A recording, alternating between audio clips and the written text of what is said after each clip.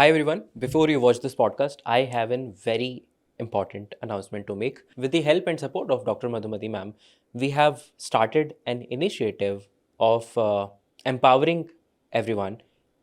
उनके साथ हमने एक नार्क अब्यूज़ सपोर्ट ग्रुप बनाया है जिसका लिंक आपको डिस्क्रिप्शन और पिंड कमेंट्स में मिल जाएगा. उसी के साथ साथ she has also given us some time from her schedule.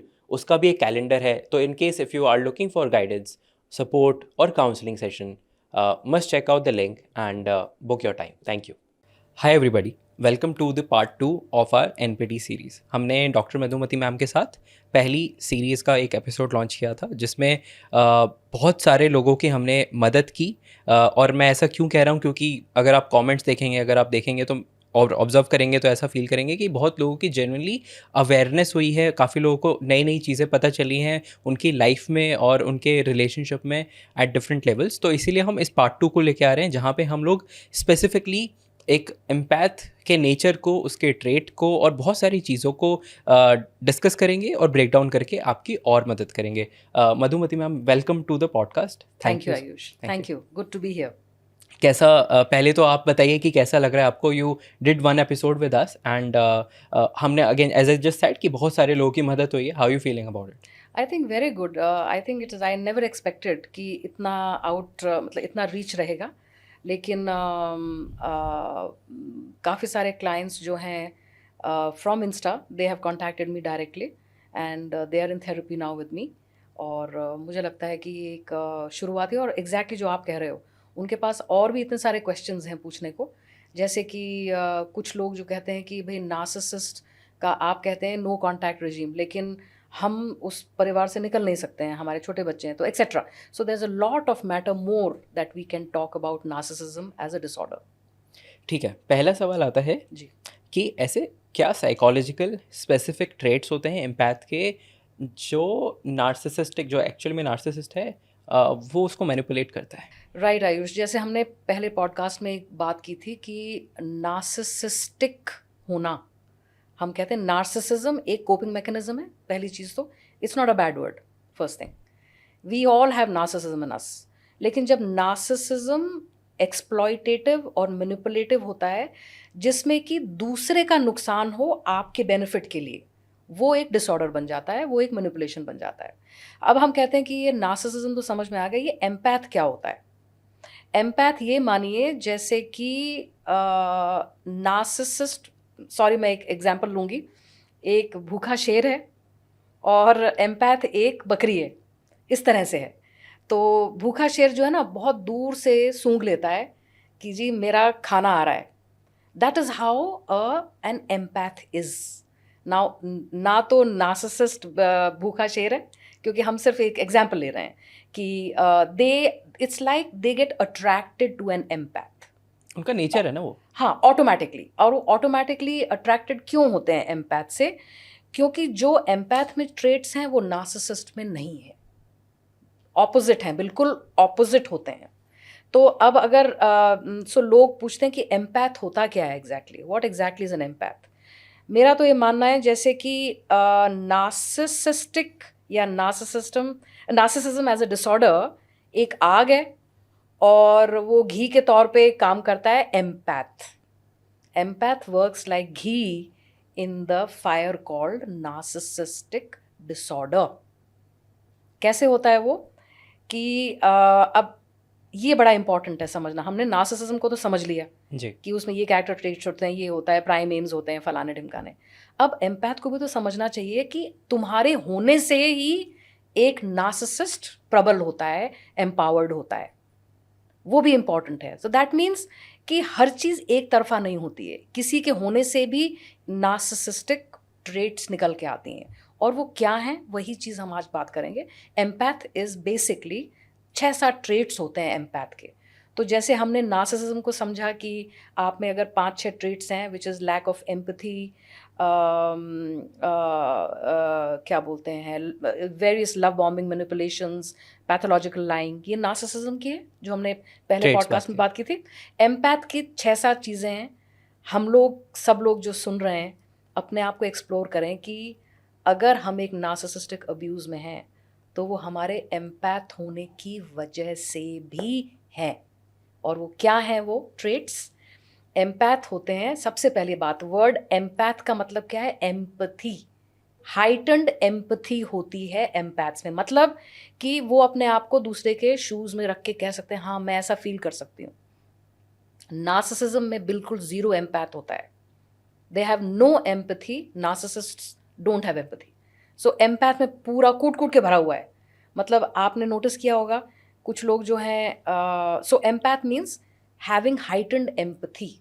That means उनको बहुत जल्दी महसूस हो जाता है कि अरे दूसरा पर्सन ऐसा दुख उसको फील हो रहा है तो अरे हाँ मैं समझ पा रहा हूँ कि कैसा फील हो रहा है। उनको खुद फील होना शुरू हो जाता है। That is empathy. Heightened empathy is the first thing. Second part is they are people pleasers. उनका इच्छा रहती है कि मेरे सब तरफ जो लोग हैं मेरे, वो मुझे अच्छा माने, और वो होते भी अच्छे हैं। एम्पैथ्स में बहुत सारे ट्रेट्स होते हैं, आप समझिए कि उसमें क्या है, problem solving. They are empaths are people जो अपने माहौल में प्रॉब्लम्स को सॉल्व करने की क्षमता रखते हैं। वो एम्पैथ ही होंगे जो कि गिवर्स होते हैं और वो कहते हैं अच्छा आपकी प्रॉब्लम है, I will solve it for you. आपको ये, मैं भी एक very resourceful people, they are very resourceful, very helpful. वो अपनी लिमिट से बाहर जाके दूसरों को हेल्प करते हैं, अपनी क्षमता से बाहर जाके। और फिर उनको कभी कभी लगता है कि they being givers, no Ayush, they are just givers. कभी कभी उनको वो खाली महसूस करते हैं। उनको लगता है कि मैं तो अपने लिए तो मैंने कुछ छोड़ा ही नहीं, मैंने सब कुछ दूसरों को दे दिया। सो एम्पैथ का ये कैरेक्टरिस्टिक होता है कि उनको ये फील होता है कि I have done so much and people don't give me back as much as I give. So they are givers, they are problem solvers. ये लोग बहुत लाइक आई सेड रिसोर्सफुल होते हैं। नाउ एक और चीज़ उनमें होती है, इनको नो बोलने में बड़ी दिक्कत होती है। हर चीज़ के लिए वो ना यस बोलने को रेडी हो जाते हैं, भले ही उनको वो सूट करे, भले ही उनको डिस्कम्फर्ट हो। वो अपने आप को सेकेंडरी डालते हैं, दूसरे को फर्स्ट डालेंगे, अपनी नीड्स को सेकेंडरी डालते हैं। ये एक एम्पैथ का वेरी बिग कैरेक्टरिस्टिक है। उसमें क्या होता है कि वो अपने आप को निग्लेक्ट करना शुरू कर देते हैं जब उनको लगता है कि, जैसे मैंने आप बताया कि वो खाली महसूस करते हैं, and they don't know why they feel like that. As if they feel as if, हम कहते हैं ना, मेल्ट डाउन हो जाता है उनका। अब उनको लगता है कि वो शायद किसी के लिए कुछ नहीं कर पाएंगे। कभी कभी जब उनका, हम कहते हैं, मेल्ट डाउन होता है, जब जीरो पे आ जाते हैं वो। और वो कब होता है? Like I said to you very importantly, that an empath is having difficulty in saying no. अब सपोज एक एम्पैथ, एक उसकी एक फ्रेंड है, तो कहती है जी आप you know so and so place पे पहुंच जाओ। अब ये किसी काम में है, वो नहीं जा सकती, वो ना नहीं बोलेगी, वो किसी तरह से पहुंच जाएगी वहाँ पे, लेट कुछ भी। फिर उसको लगेगा कि this is the way, because they have heightened empathy. उसको बुरा लगेगा अगर मैं नहीं पहुंचूंगी, तो उसको शायद बुरा लगे। तो कई बार क्या होता है कि ज़रूरी नहीं है हम दूसरे के दिमाग में जाके अगर हम सोचना शुरू कर दें तो शायद हम पागल ही हो जाएंगे। तो कोशिश, तो एम्पैथ की एक सबसे बड़ी एक माइनस ये होती है कि वो दूसरों के दिमाग में जाके उनकी तरह से सोचने की कोशिश करते हैं। So that also is a trait of being an empath. They have problems saying no, like I said to you. They have difficulties in setting boundaries, कि मैं इतना कर पाऊंगी या इतना नहीं कर पाऊंगी। उनको बाउंड्री सेट करने में प्रॉब्लम होती है। ये जो डिज़ायर है एक एम्पैथ को लोगों की मदद करने की और नर्चर करने की, कहीं ना कहीं बोल सकते हैं जो नार्सिसिस्ट हैं उनको, और eventually they get exploited, right? तो ये कहाँ से आती है? वो जो डिज़ायर है वो कैसे स्टार्ट कैसे होती है, इनिट कैसे होती है? देखिए, जैसे नार्सिसिस्ट ट्रेट्स जो हैं, हम कहते हैं पार्टली जेनेटिक है, वैसे एम्पैथ होना भी पार्टली जेनेटिक ही है। आपके परिवार में एम्पैथ होगा कोई ना कोई। और second thing is learn behaviour.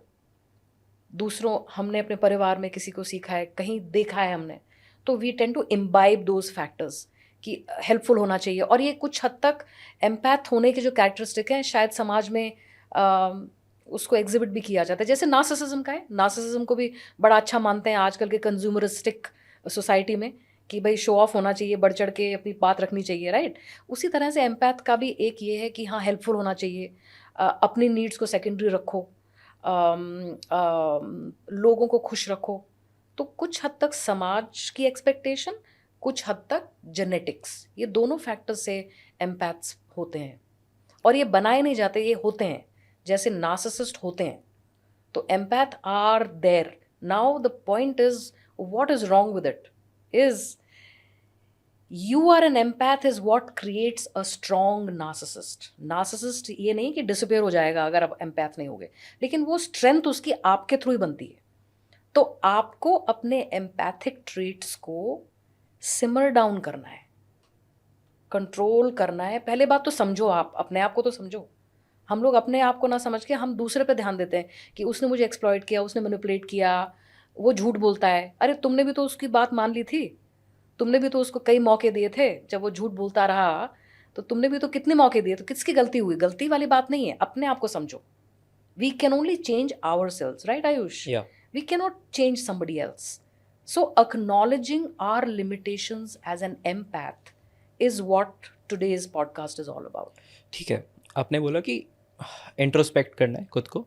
अब मान लीजिए मैं कहता हूँ कि जो भी लोग देख रहे हैं, अब सब लोग इम्पैथ ही हैं. जो हमारे पॉडकास्ट को लास्ट टाइम में जिन्होंने देखा, सब जेन्युइनली इम्पैथ है. कोई नार्सिसिस्ट थोड़ी देखेगा, वो तो उसको क्या, ऑब्वियसली वी अंडरस्टैंड दैट. अब क्योंकि ये जो इम्पैथ हैं जो हमारे पॉडकास्ट को देख रहे हैं, स्पेशली इस एपिसोड को, मैं कहता हूँ अगर वो एक कागज़ और कलम लेके बैठें और वो 5 से 10 चीज़ें लिखें इंट्रोस्पेक्ट करने के लिए खुद को, तो ऐसी क्या चीज़ें हैं जिनसे उनको इंश्योरिटी मिलेगी कि हाँ वो इम्पैथ है, जिसकी वजह से ये 4-5 चीज़ें हैं पार्ट ऑफ चेकलिस्ट, जिसकी वजह से मेरे साथ ये प्रॉब्लम हुई है, और I've got अब्यूज़, जो भी दिक्कतें हुई. Very good point. Yeah in fact Ayush, I must share with you, हमारे पॉडकास्ट के थ्रू कुछ 2-3 लोगों ने मुझे कांटेक्ट किया. पता है उनके क्या कन्फ्यूजन थी? उनके कन्फ्यूजन ये है कि एम्पैथिक ट्रेट्स मेरे में हैं, लेकिन मुझे कभी कभी लगता है कि मेरे में नार्सिसिस्ट ट्रेट्स भी हैं. कहीं मैं तो नार्सिसिस्ट नहीं हूँ रिश्ते में? So now where does the confusion lie? So the answer to your question is कि क्या करना चाहिए. पहला स्टेप करना चाहिए कि जो वो नार्सिसिस्टिक रिलेशनशिप जो है, जिसकी हम एक तरीके से कंपैरिजन या बात कर रहे हैं, उससे पहले आप क्या थे, उस रिश्ते को एस्टैब्लिश करने से पहले आप में क्या कैरेक्टरिस्टिक्स थी, वो आप लिख लीजिए. Because that will determine the real you. Now you will say what are those things I need to write. Write में क्या है? सिंपल. देखिए एम्पैथ कौन होते हैं, like I again repeated to you, is they are professionally very focused, resourceful. मैंने एक word use किया है, रिसोर्सफुल. वो अपनी पढ़ाई भी कर लेते हैं, नौकरी भी कर लेते हैं, पैसा भी जमा कर लेते हैं, परिवार का भी ध्यान रख लेते हैं, रिश्ते उनके बड़े फ्रूटफुल होते हैं. They are socially very active and happy people. मतलब एक एम्पैथ को देख के लोग उनके तरफ अट्रैक्ट होते हैं इन अ पॉजिटिव वे. सो ये सारी traits, like I said to you, they are very helpful, they givers. जब कोई देता है आपको कोई चीज़ तो ऑटोमेटिकली आप अट्रैक्ट होते हो. तो I repeat, the characteristics that you had before the narcissistic relationship, वो पहले लिख लीजिए. फिर आपको पता चल जाएगा कि ये इतनी सारी चीज़ों में रिलेशनशिप के बाद आपके क्या क्या नुकसान रहे, आप क्या क्या चीज़ें नहीं कर पाए. इनवेरिएबली मुझे एम्पैथ से कहते हैं, ये जो लिस्ट थी, फिर कहते हैं कि हमने अपनी जॉब निगलेक्ट की, हमने अपनी सेहत निगलेक्ट की, हम अपने फ्रेंड्स सर्कल्स, सब रिलेशनशिप, सबको छोड़ दिया हमने. पूरा ध्यान नार्सिसिस्ट, क्योंकि नार्सिसिस्ट का highly territorial, they are very possessive people. They take an empath as an appliance कि ये मेरी धरोहर है, this is my property. So empath अपने रिश्ते सबको साइड पे सेकेंडरी कर देते हैं वो. सो ये जो आप जब बाद में देखोगे कि ये चीज़ें आपकी लाइफ से मैच नहीं कर रही हैं, are the list itself. So you need to bring those in the forefront. That's the first part. Second part is, like I said in the beginning, कि कुछ weaknesses हैं एम्पैथ में जी. आप कितनी बार किसको माफ़ करोगे? आप झूठ बोलता रहे कोई, आप कितनी बार माफ़ करोगे? So setting limits, setting boundaries. So 2-3 things you need to do as an empath so that you are able to safeguard yourself. आप narcissist को नहीं change कर सकते, अपने आप को सेफ गार्ड कर सकते हो. और वो क्या चीज़ें हैं? Setting boundaries, that means what? No more lying, या कोई जो भी बाउंड्रीज आपको सेट करनी है जिसमें आप पहले नहीं कर पा रहे थे. Setting boundaries, holding your needs, जो मैंने जो लिस्ट बोला है 5-6 चीज़ें एम्पैथ की, उसको प्रायोरिटी, अपने आप को प्रायोरिटी बनाओ. अपनी चीज़ें जो प्रायोरिटी पे हैं. प्रायोरिटी में जनरली क्या चीज़ें होती हैं हमारी? जनरली 2 ही चीज़ें होती हैं, generally speaking, is our profession and our health, generally. Third thing आता है हमारी फैमिली मेंबर्स, नेचुरली. ये 3 ही चीज़ें, prioritize them, that is more important. कई बार तो ये एक चीज़ है, द एबिलिटी टू डेलीगेट.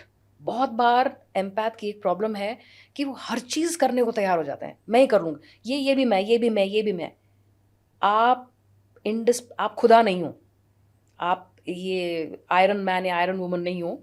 आपको डेलीगेट करने की आदत होनी चाहिए. ट्राई टू से I am sorry, could you do this. Party करेंगे तो वो सारा काम खुद ही करेंगे सब. वो उसमें थक जाएंगे, परेशान हो जाएंगे, और फिर वो खाली फील करते हैं. They just delegate. That's one. So being an empath, like I said, there are basically 4 things which you need to do. And that is, like I said, the ability to say no, which means setting boundaries, holding your list of priorities as most important, learning to delegate. और एक important चीज़ है, empath जो हमने word use किया है, empath बनते वो यूं हैं कि ना उनकी इमोशंस जो है ना वो बड़ी हावी हो जाती हैं उन पर, वो भावनाओं में ही उलझ जाते हैं. I'll give an example. An example is, suppose उसकी फ्रेंड, एक फ्रेंड एम्पैथ को कह रही है कि जी मेरे रिलेशनशिप में प्रॉब्लम आ रही है, और वो एक्सप्लेन करना शुरू करती है. एम्पैथ ना सुनती रहेगी, सुनता रहेगा, और उस जैसे वो आंसू उसके आए तो उसके भी आंसू आ जाएंगे, और वो उसके भी, तो फिर उसको गले लगा लेगी प्यार से कि डोंट क्राई, मैं हूं ना यहाँ पे. Very good, empath is a good thing. लेकिन कहाँ तक हम कहते हैं गुड है और उसके बाद फिर नॉट गुड है? वो ये कि उसके आगे लॉजिकल थिंकिंग आनी चाहिए ना. आप किस तरह से उस इमोशनल स्टेट को प्रॉब्लम सॉल्विंग बनाओगे. सो एम्पैथ को ये बहुत बड़ी प्रॉब्लम होती है. They find it difficult to replace their emotions with logic. They have difficulty in thinking logically. Logic का क्या मतलब है? इमोशंस को साइड पे करके. कैसे? यही जो आपकी बेस्ट फ्रेंड है, आपने पूरी बात सुनी और वो कहती है मैं तो पिछले 15 साल से परेशान है, तो आपका लॉजिक क्या कहेगा in the end? That you have 2 choices, either you quit or you learn effective coping mechanisms. ये लॉजिक जवाब रहेगा ना. तो एम्पैथ को सीखना है कि इमोशनल थिंकिंग को थोड़ा सिमर करके आप प्रॉब्लम सॉल्विंग की तरफ अपने विचारों को रखो. That is the last part of the empathy part of it, which they need to work on. They have a lot of difficulties with that. उनको प्रॉब्लम सॉल्विंग इतनी इफेक्टिव नहीं होते वो लोग, because of heightened emotional thinking. Make sense. अच्छा, हम एक perspective लेते हैं और हम बात कर रहे हैं यूथ की. ठीक है, एक जनरेशन 18 से 24 साल की एज में लोग डेटिंग स्टार्ट करते हैं. ठीक है, लोग चाहते हैं कि उनके लाइफ में एक पार्टनर हो. ठीक है, कई बार लोगों को मिल जाते हैं, कई बार लोग ढूंढते भी हैं, जैसे डेटिंग ऐप वगैरह पे ढूंढते हैं, एक पार्टनर की तलाश होती है. ठीक है, अब अगर मान लीजिए कोई रिलेशनशिप में नहीं है, ठीक है, बट वो जाना चाहता है, या वो एक फेज़ में जहाँ पे वो हो सकता है कुछ बात चल रही है और रिलेशनशिप में कमिटमेंट होने वाली है. तो जो एम्पैथ है वो कैसे शुरुआत में ही आइडेंटिफाई करे कि सामने वाला नार्सिसिस्ट है, वो क्या ऐसी चीज़ें हैं छोटी छोटी जो पहले ही पता चल जाए, एंड देन वहाँ से ही सेपरेट होके अपना भाई बैक ऑफ. यस, काफ़ी सारी वीडियोस भी हैं ऑनलाइन, कई how to identify a narcissist, बहुत सारी मैटर लिखा हुआ है. लेकिन I have done research, I am still doing researching on that. ये बड़ा ट्रिकी क्वेश्चन है, क्योंकि नार्सिसिस्ट कई टाइप के होते हैं, like I said the lower, middle, greater and ultra. लेकिन आपके क्वेश्चन को जवाब तो हाँ देना पड़ेगा, बिकॉज सिंपल रीज़न, हमें एक तरीके का कोई, हम कहते हैं ना ब्लूप्रिंट, एक फ्रेमवर्क तो समझ में आए. कुछ 4-5 चीज़ें हैं जो एक बेसिक नार्सिसिस्टिक ट्रेट्स को आइडेंटिफाई करती हैं. But the word of caution is that you have to give the relationship time. First day, first time, first, अगर आप ओवर थिंक और ओवर एनालाइज करोगे तो वो बहुत ज़्यादा जिम्मेदारी का काम है. इतना मुश्किल ना बनाएं लाइफ को. Make it simple. for a simple reason is few things that only time will tell. Now you'll say that is very easy. Still, I want to know. अभी जो हमने नार्सिसिस्ट की बात की थी, क्या करते हैं वो लोग? First few things is they are very very bad listeners. अब आप बोलेंगे नहीं जी शुरू में तो बहुत अच्छे थे. That's I am saying it's little confusing. शुरू में तो बहुत अच्छे हैं, बहुत ध्यान से सुनते, उनको सब कुछ याद है. शुरू का होता है उनका लव बॉम्बिंग स्टेज. तो लव बॉम्बिंग स्टेज जो है वो मास्क रहता नहीं है सारे time. That is why the person who is an empath says कि ये तो वो पर्सन ही नहीं है जिसको मैं जानती थी कुछ 1 महीना है, ये तो अलग ही बन गया, कोई और ही है ये. सो कमिंग बैक टू वक्त ही तो बताएगा ना. सो उसका भी दैट्स व्हाई आई सेड कोई क्राइटेरिया नहीं है, लेकिन few things are there. Lack of accountability जैसे है. अगर एक जनरली नार्सिसिस्ट जो हैं जनरली लेट होते हैं, लेट पहुंचते हैं जगह पे, सेंस ऑफ एंटाइटलमेंट रहता है ना उनका कि वो तो कुछ भी कर सकते हैं, और वो अनअपोलोजेटिक होते हैं जनरली. अपनी बात सबसे लास्ट में हमेशा रखेंगे, अपना ऊपर सबसे. अगर उनको अटेंशन नहीं मिल रही, सपोज 3 लोग बैठे हैं, 2 लोग बैठे हैं, अगर उनके बारे में बात नहीं हो रही तो वो फिजिट करना शुरू कर देते हैं. फ़ोन उठा लेंगे, मैं चले जाएंगे कहीं, आपको लगेगा अरे कहाँ चला गया भाई. तो they need complete focus on themselves, on their terms मतलब कि वो लाइक आई सेड कोई बात होगी ना तो आखिरी जो बात होगी ना, लास्ट सेंटेंस वो नार्सिसिस्ट का ही होगा शब्द, उसको कुछ बोलना है ज़रूर in the end. They like I said are very bad listeners in time. Way you come to know कि अरे मैंने पहले भी तो बताया था, अरे नहीं तुम मैंने तो नहीं सुना. They are very bad listeners. They don't pay attention to a lot of things. They are also pathological liars. ये बात वक्त से ही पता चलता है. कुछ चीज़ें आपको पहले कुछ, in fact like I told you, first typical pattern is कि नार्सिसिस्ट को पहचानना तभी तो मुश्किल है क्योंकि they are the best people when you get to know them. क्योंकि वो आपको, अच्छा वो बेस्ट बनते कैसे हैं? आपके इंटरैक्शन से पहले वो आपके बारे में R&D कर चुके होते हैं. इट्स नॉट दैट वो खाली किताब एक कोरा चिट्ठा लेके पहुंचे. ना ना ना ना ना, वो सारा कुछ आपका पूरा, वो इंस्टा के थ्रू, फेसबुक, कॉमन फ्रेंड के थ्रू आपकी पूरी उनको जानकारी है. So they've already got your framework and they know that this is what she likes or he likes etcetera. तो वो उसको ही फिर आगे शोकेस करेंगे. माई पॉइंट इज वक्त ही बताता है आयुष कि ये नार्सिसिस्टिक अब्यूज़ है और वो क्या चीज़ें हैं. Like I told you, pathological lawyers. They have zero empathy. अपनी गलती कभी नहीं मानेंगे वो. कोई भी चीज़ हो दे विल, अच्छा वो कभी कभी शब्दों में कह सकते हैं आई एम सॉरी. जैसे एम्पैथ्स मुझे बताती हैं कि नहीं लेकिन वो अपोलोजाइज तो करते हैं. आई सेड अपोलॉजी का मतलब क्या हुआ? तो वो कहते हैं हाँ मैंने अब नोटिस करना शुरू किया कि वो सिर्फ शब्दों में होता है, उनके एक्शंस तो वही हैं, वो तो चेंज नहीं हुए. तो शब्दों में अगर किया और एक्शंस में नहीं किया तो इसका मतलब क्या है? It's manipulations. So they don't think, narcissist को बिल्कुल उनका वो स्क्रिप्ट ही नहीं है जहाँ पे वो इंट्रोस्पेक्ट करते हैं कि अरे मेरी भी तो गलती हो सकती है इसमें, अच्छा मैं क्या कर सकता हूँ. वो है ही नहीं, वो स्क्रिप्ट उनके दिमाग में नहीं है. It doesn't exist. They are absolute perfect people, and that only with time you get to know that you are being devalued with time. Got it. अच्छा, एक रिसर्च कुछ दिन पहले आई थी दैट सेज कि 2030 तक तकरीबन 35-40% महिलाएं सिंगल रहेंगी या फिर शादी करेंगी ही नहीं. They will not choose to marry, and it's a big research and a big data altogether.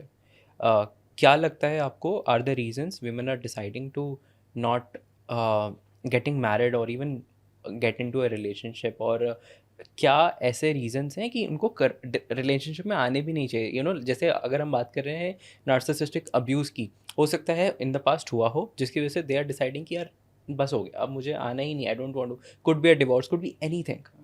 What do you think about it? अगर ये रिसर्च है, अगर आपने कहीं से निकाला है ज़रूर, तो इसका कोई डेफिनेटली कोई वैल्यू तो है ही. I think the first factor is, देखिए शादी या एक पार्टनरशिप रिलेशनशिप को हम मैरिज की डेफिनेशन अगर दें, मैरिज का क्या मतलब है? मैरिज है इट्स एन एंकरिंग मतलब हम कहते हैं कि आई हैव अराइव्ड.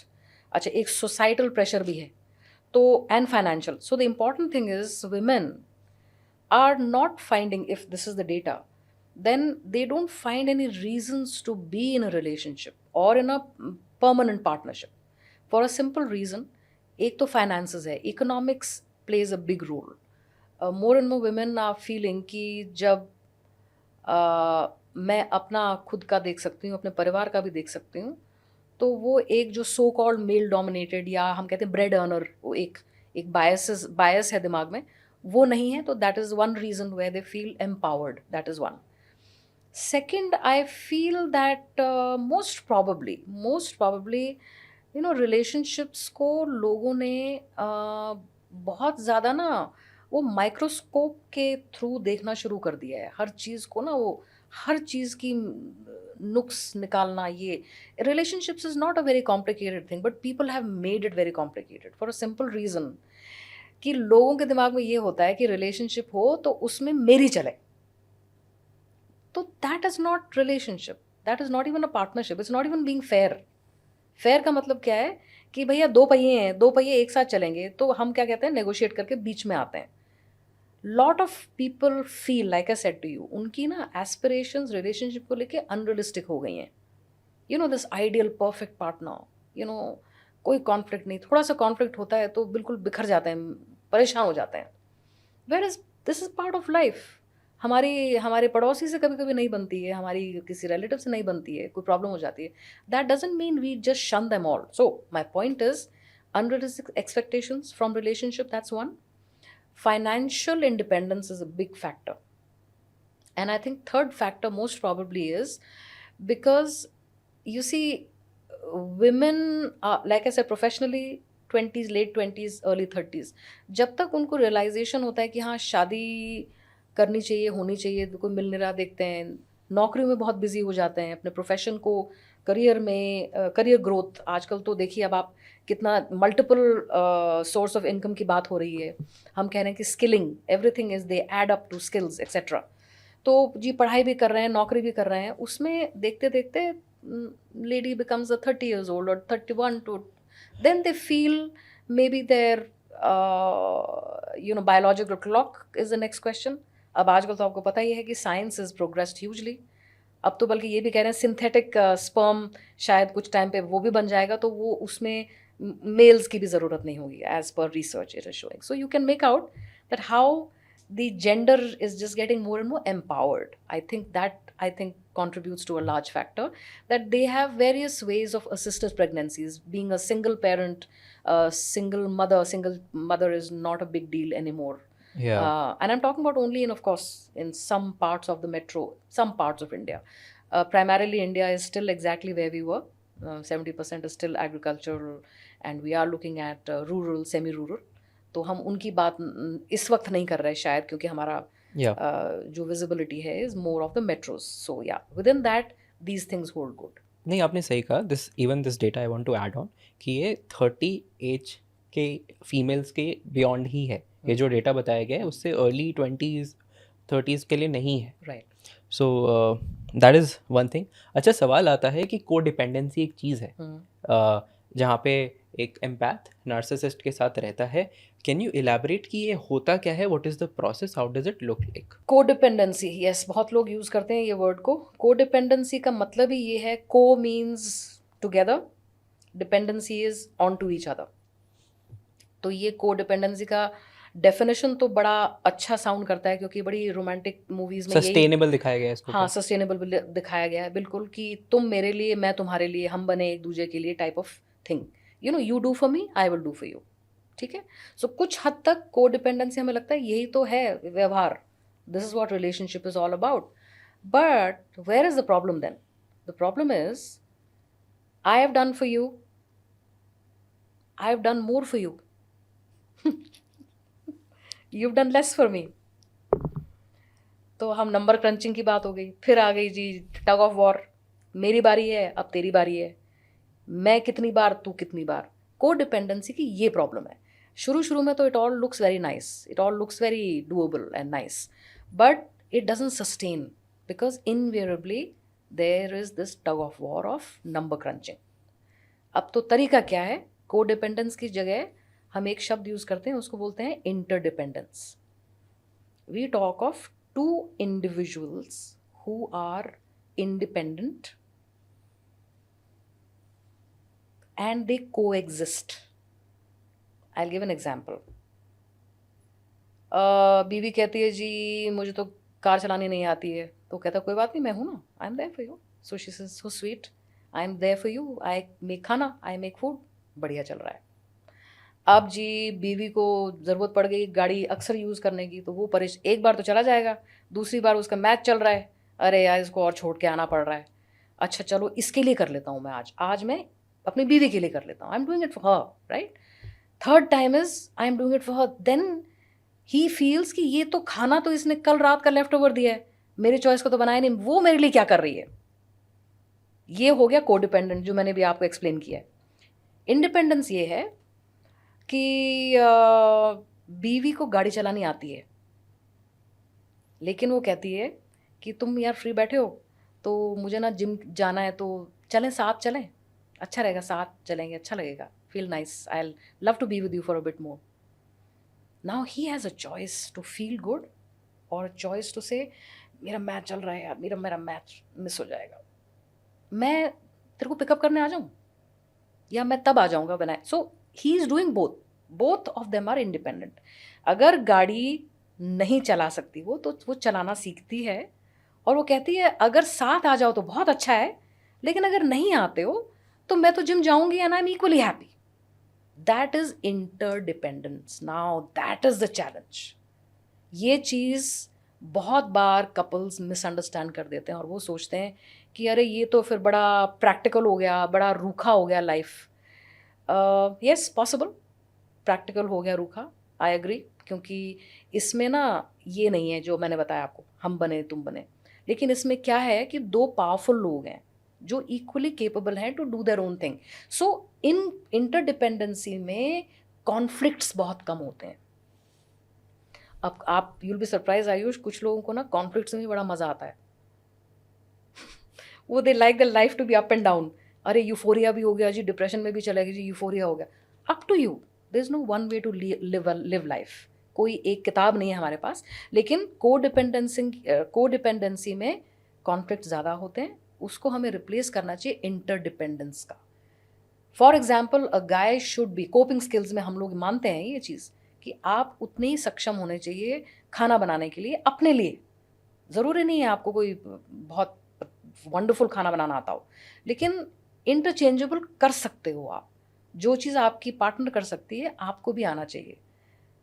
बीवियों को आना चाहिए कि वो भाई जब बॉनेट जब गाड़ी का खुलता है तो वो कहाँ पे रेडिएटर है और कहाँ पर वो कूलेंट है.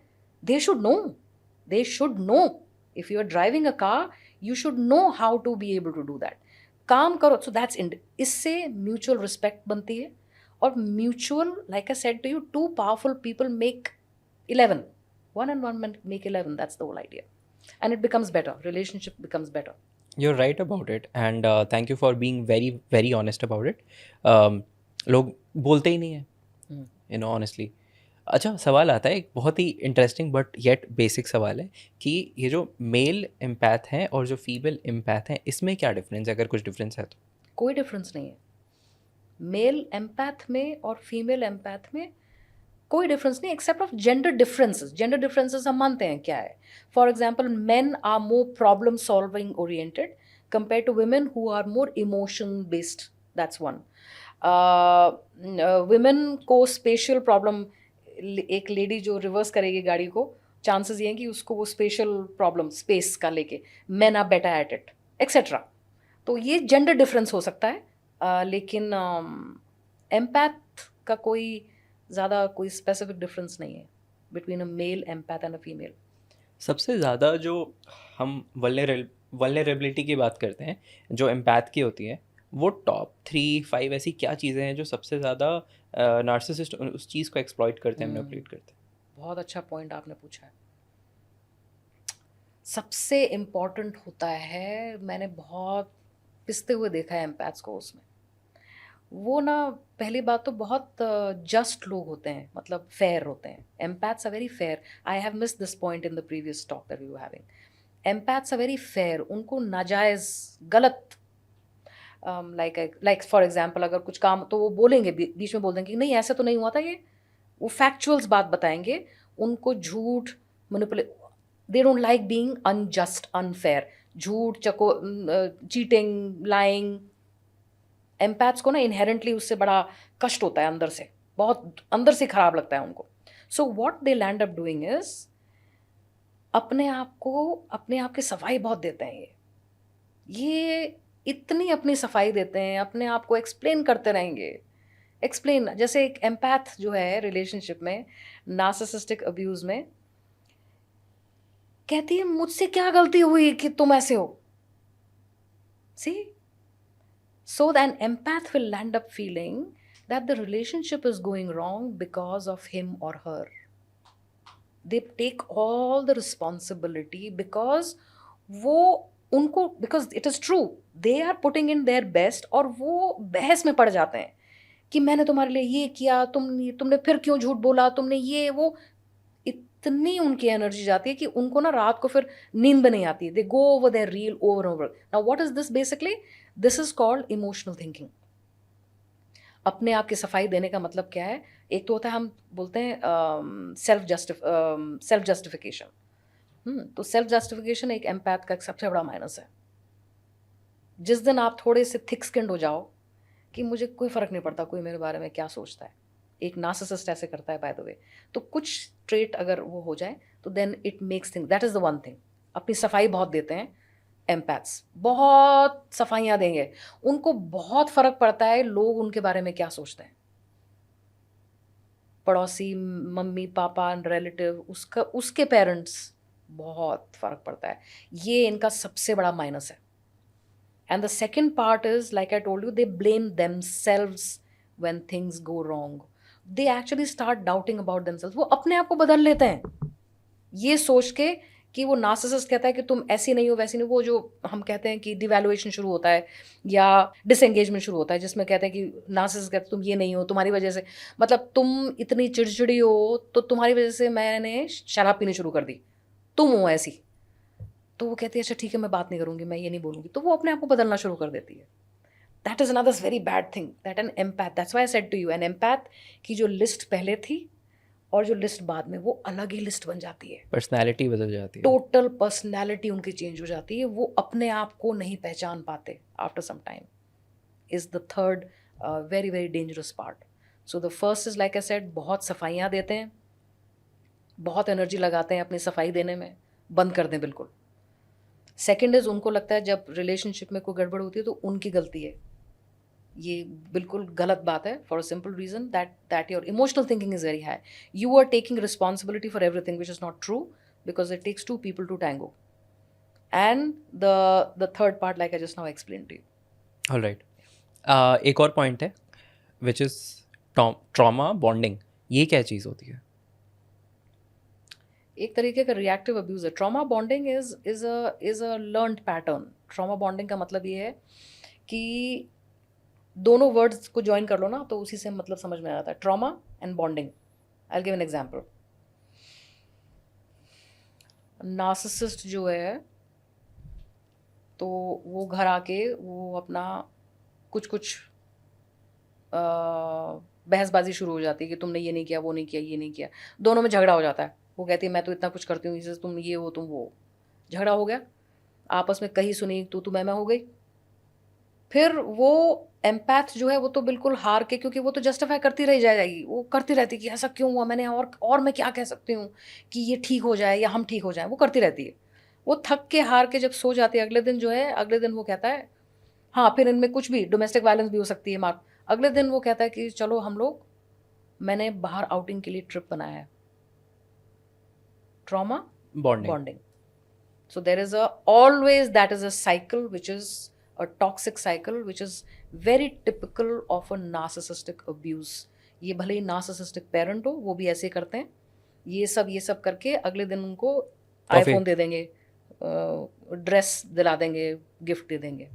सेम ट्रॉमा बॉन्डिंग, साइक्लिक चलता रहता है. तो ये जो एम्पैथ है वो उसको भी समझ में नहीं आता, क्योंकि इस साइकिल से आप निकल नहीं सकते हो आप, क्योंकि आपको लगता है वो बैड के बाद गुड आएगा, गुड के बाद फिर बैड आएगा, तो कोई बात नहीं, गुड तो आ रहा है.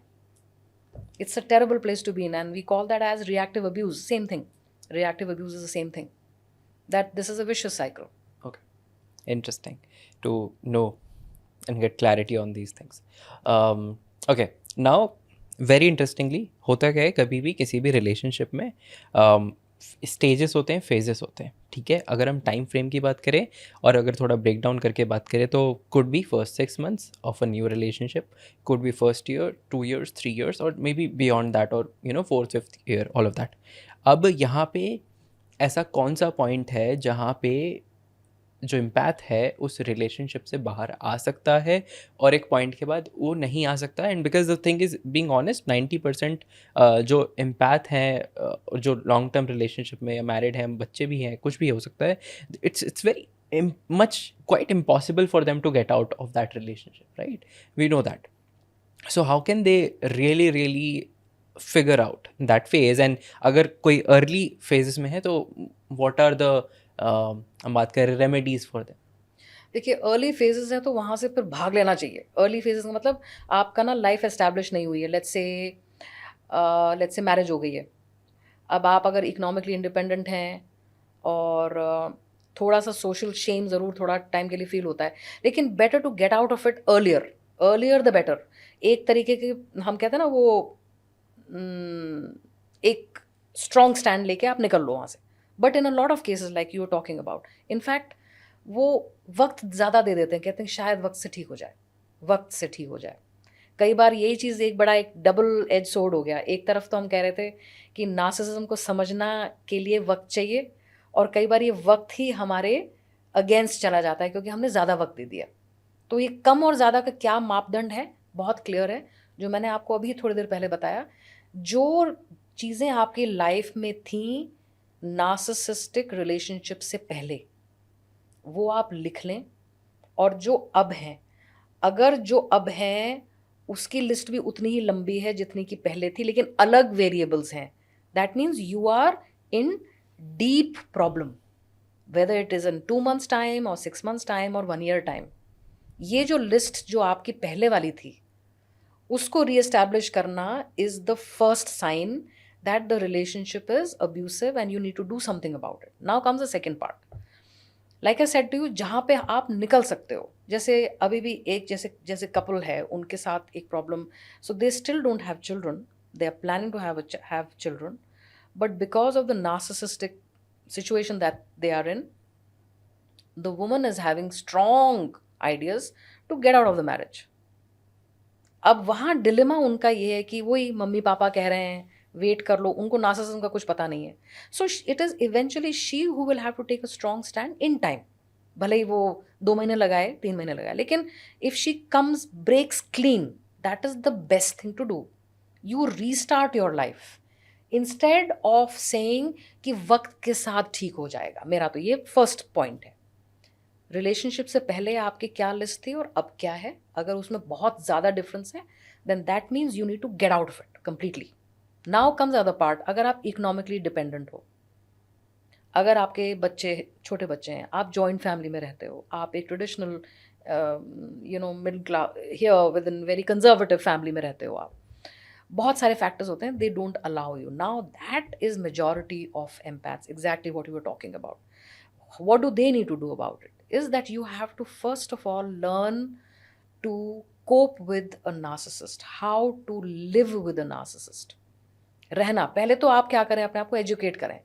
आप तभी कुछ कर पाएंगे जब आपको समझ आएगी, कोग्निटिव अंडरस्टैंडिंग जब होगी, तभी आप उसके बारे में कुछ कर पाओगे. Just by listening to a video here and there, start making notes. आप किताबें पढ़ें, आप और लोगों को सुने, आप उनको बार बार देखें वीडियोस को. HG Tudor मैं काफ़ी फॉलो करती हूँ और मैं रेकमेंड करूँगी मेरे सारे हम लोग के पॉडकास्ट में जो भी सुन रहे हैं. HG Tudor यूट्यूब में उनके वीडियोस हैं audio, and he himself is suppose to be an ultra narcissist, and I find his work very simple to understand. So पहले तो जानकारी हासिल करें ना, first is that. Then comes the other part of if you are an empath, what are the few things you need to do? First and foremost, get that list back. आप अगर job पे ध्यान नहीं दे रहे, अपने job पे ध्यान दें, तो अपने आप को प्रायोरिटाइज करें। एक इंपॉर्टेंट चीज़ है। दूसरी चीज़ क्या है, आई told you about the emotional thinking, सफाई देनी, पीपल की प्लीजिंग, ये सारी चीज़ों को मिनिमाइज करनी है। इसका मतलब ये है, एक कुछ टेक्निक्स हम लोग बोलते हैं, उसको हम लोग बोलते हैं ग्रे रॉक। ग्रे रॉक का मतलब है कि आप कॉन्वर्सेशंस रखें जो वन लाइन की हों, बहसबाजी, एक्सप्लेनेशन, सफाई, ये नार्सिसिस्टिक पार्टनर के साथ नहीं करें, क्योंकि आप अपनी एनर्जी वेस्ट कर रहे हो। आपको लग रहा है कि वो आपकी बात सुन रहे हैं या आपको लग रहा है वो आपकी बात समझेंगे, don't do that. So we call that disengagement, emotional disengagement. That means आप इंफॉर्मेशन गिविंग करें। पार्टनर तो आप हो, आप घर में एक फैमिली मेम्बर हो, तो आप ये तो है नहीं कि कोल्ड वॉर करके रखोगे, मुंह फुला के रखोगे, नहीं, ऐसा कुछ नहीं करना है आपको। आपका मुंह फुलाना भी एक नार्सिसिस्ट के लिए फ्यूल है, उसमें भी उसको पावरफुल महसूस होता है, वो मजा आता है। बहुत मज़ा आता है उनको, वो भी नहीं करना है। My point is, be you the list that I was talking about before the narcissistic abuse, which means profession, health, friends, social life, hobbies and interest, ये सब चीज़ें। कुछ आप बोलना चाह रहे हो? तो you're saying the empath needs to sort of pretend कि वो थोड़ा narcissistic है खुद in order to deal with the narcissist? Yes, Oh wow. absolutely right. Have to कैसे pretend. कैसे pretend करा अच्छा, जाए? you'll be surprised, empath narcissistic pretense कर सकता है, narcissist empathic pretense नहीं कर सकता for long. They can do it for a little while, care, love, लेकिन उनका मास्क बड़ी जल्दी निकल जाता है। empath can do it for a little longer time because of their heightened empathy. देखिए, जिस मनुष्य के दिमाग में ये हो कि यार मैं क्या ठीक कर सकता हूँ, मेरे माहौल में मेरे हाथ में क्या है कि मैं ठीक कर सकता हूँ, वो क्या है, इंट्रोस्पेक्शन। वो एबिलिटी एम्पैथ को दी हुई है, वो नार्सिसिस्ट को नहीं दी हुई। भगवान जी ने वो खाना खाली रखा हुआ है उनका बेचारों का। They just don't have that compartment of introspection, that can I do something about it.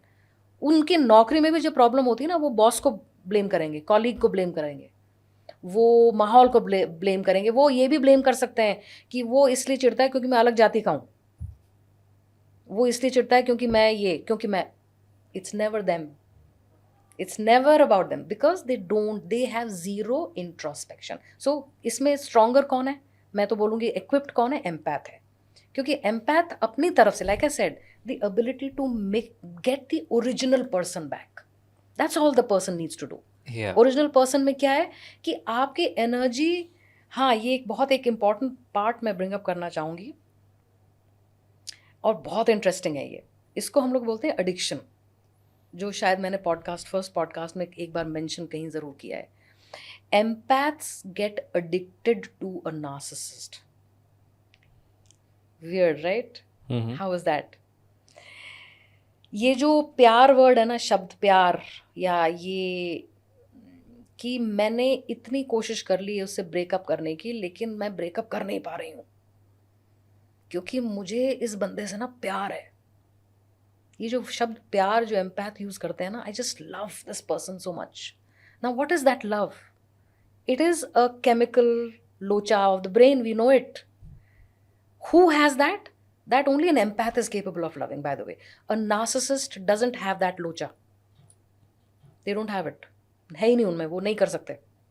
So वो एक्चुअली में बच गए, मैं तो ये बोलूँगी बच गए वो तो, क्योंकि एम्पैथ जो है ना उस प्यार में एडिक्टेड हो जाते हैं। अच्छा, आप बोलेंगे क्लियरली एक्सप्लेन करो आप क्या? वो ये कि एक एडिक्शन, आप अल्कोहल ले लीजिए, चलिए, किसी को एडिक्शन हो गई, तो जैसे सब्सटेंस में एडिक्शन हो जाती है ना, वैसे ही एम्पैथ्स को ह्यूमन बींग्स एक नार्सिसिस्ट के साथ एडिक्शन होती है। Same thing, that means they know it is bad for them, they know कि उसके होने से वो जो सब्सटेंस है उनका दिमाग ऑल्टर हो जाता है, वो उनके लाख झूठ बोलने पर भी करते हैं कोई बात नहीं, इसलिए सफाइयाँ, उनका ब्रेन ही ऑल्टर हो जाता है because of the same reason of the addiction part of it. A person who is addicted to a substance, they don't have any logic left in them, na?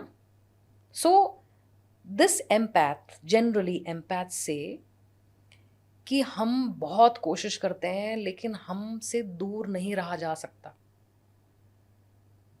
कोई भी प्रोवोकेशन कुछ हो तो हम भागे भागे पहुंच जाते हैं वहां पे। Now what are those addiction aspects? It could be the eyes, it could be the smile, it could be the way the person touches you, it could be the voice, it could be just the vibe. Very weird, no? So it's not a substance, it's not like alcohol mein It's a feeling. it's a feeling. It's very, very weird. It's a feeling. So an empath is addicted to a narcissist. That's another very worrying part of it. That is another indicator कि ये शायद narcissistic abuse है. For a simple reason, like I said, इसका कोई logic नहीं है. There's no, it doesn't add up. It doesn't add up at all. And they themselves don't know what is it that, so they tell what to do. So I asked them, I said, आपको अगर alcohols का अगर addiction होती तो क्या करते आप? तो कहती है मैं घर में नहीं रखती। मैंने कहा very good, good step. Second, फिर कहती है कि हाँ जो लोग शराब पीते हैं उनके पास नहीं जाऊंगी मैं। फिर मैं वेरी गुड। तो क्या मतलब है? Stay away from the substance. वो पहला स्टेप है। वहीं पर तो प्रॉब्लम है, कहती है नहीं वो तो मैं कर नहीं पा रही हूँ। ऐसे देन यू एडिक्टेड। जैसे अल्कोहलिक होता है, वो कहता है कि मैं समझता हूँ, इंटेलेक्चुअलाइज तो कर रहा हूँ, लेकिन मैं शाम होते ही मुझे तो वो चाहिए। Correct. So an empath becomes addicted to a narcissist. That's another very worrying part of. So you were talking about how to cope with it. Very importantly, like I said, when you put your energies, आप अपनी पूरी energy जो even एक हम alcoholic addiction की बात कर रहे हैं, उसमें हम जब AA प्रोग्राम्स की बात करते हैं, अल्कोहलिक अनोनिमस जो सपोर्ट ग्रुप्स होते हैं, उन सब जैसे, अच्छा bye the way narcissistic abuse के भी सपोर्ट ग्रुप्स हैं. They are online and there are quite a few of them. Please, I would suggest people to join them, yeah. to join them, to start writing, sharing, etc. So उसमें जैसे AA programme में ही होता है, यही चीज़ होती है. Support group में क्या बताया जाता है कि आप अपनी एनर्जीज अपने आप में लगाओ. Same thing applies for an empath to put in energies on herself or himself, which means profession, health, वही जो मैंने 4-5 चीज़ें हैं, social life, hobbies, interest, how you are progressing as a human being. So put your energies there. Automatically you are not focusing on the addiction है, रहने दो उसको ज़्यादा उसको छेड़ो मत, leave it. Automatically जब energies यहाँ ज़्यादा होंगी तो आपके coping mechanisms ज़्यादा better हो जाएंगे and you will become more logical. Sometimes you will also start to look at it from a distance because आपने वो एनर्जी वहाँ ना लगा के, रिलेशनशिप में ना लगा के, अपने ऊपर लगा रहे हो आप. So that also aids, it helps in minimizing emotional thinking. अच्छा, जो पहला पॉइंट था जहाँ पे आई सेड कि प्रिटेंड करना to be a narcissist, I think it's a win win situation if someone does it or is already doing it. That is amazing. दूसरा point जो था, जो आपने बताया कि जहाँ पे all these things, addiction वाली point, I'm quite not surprised to hear this, and there is a reason. I'll share.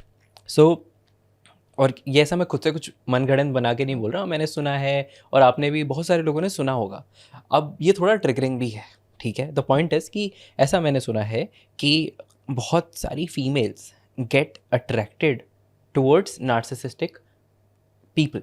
अब जैसे एग्जाम्पल के लिए मान लीजिए कोई लड़की है 20-22 साल की, 25 साल के अंदर में, और कोई राउडी सा बंदा आएगा अपनी मस्त गाड़ी में और दूर से पता चल रहा है कि वो एक थोड़ा लफंगा है, गुंडा जैसा है, और उसकी हरकतें ऐसी हैं कि जो मतलब किसी और लोगों को पसंद ना आए, लोग उससे परेशान है. उसके पीछे वाले ने उसने ऐसे गाड़ी मोड़ी कि पीछे वाला बेचारा ठुकते बचा, और वो सब देख रहे हैं. बट एक लड़की होगी वहाँ पे खड़ी, अरे यार I want to date this guy. ऐसा होता है, ऐसा मैंने सुना नहीं है, ऐसा प्रोबेबली होता ही है काफ़ी सारे केसेस में. तो वहाँ पे क्या ये सच्चाई है कि जो, अब मुझे नहीं पता उस लड़की की पर्सनालिटी एम्पैथ है, narcissist, I have no idea, but क्या automatically females are choosing to hook up with the wrong guys? What is the reality? Okay, yes, you're right. कभी कभी दिखते हैं ऐसे केसेस, लेकिन मेजॉरिटी, एक चीज़ तो है, in terms of research it has been found that majority of narcissists, be it a male or female, are very good looking. एक पता नहीं क्या है, मुझे नहीं पता क्या है, शायद मैं तो कभी कभी अपने कहीं मैंने बोला था कि जैसे जैसे आप किसी जंगल में जाओ और आपको कोई एक बड़ा सुंदर सा फ्रूट दिखाई दे, रंगीला एकदम, रंग बिरंगा, चांसेस क्या है कि वो पॉइजनस होगा. जहरीला हो सकता Right. So I look at it something like that. But on a serious note, most narcissists are very good looking. Now, good looks means what? Somebody who is, they love themselves. They like how they look, or एक है उनका demeanor.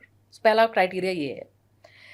And I'm saying majority. I'm not saying all. There are some who are very average. Now comes the second part. देखिए, second part, I think maybe cases that you are talking about होंगे ज़रूर, जहाँ एक तरीके का हमें है. ये एक टीनेज में ज़्यादा देखा जाता है, हम्म if that makes sense. could be. I think here it is more out of the excitement and the zing and the, you know, following the Trend, path maybe. unknown. हाँ, maybe following the trend or taking these risks and brash, हम लोग बोलते हैं जिसको brash behavior, जिसमें कि हम कहते हैं कि चलो जी let's take a chance kind of thing. I think not necessarily in all narcissistic relationships. For example, there are, now this may apply to teenagers, exactly what I'm saying, but for people who are elder to teenagers, no, it is a very well thought of, like the middle range narcissists, जो maximum narcissists होते हैं middle range, वो introvert होते हैं, बड़े शांत स्वभाव के होते हैं. They come across as gullible, vulnerable.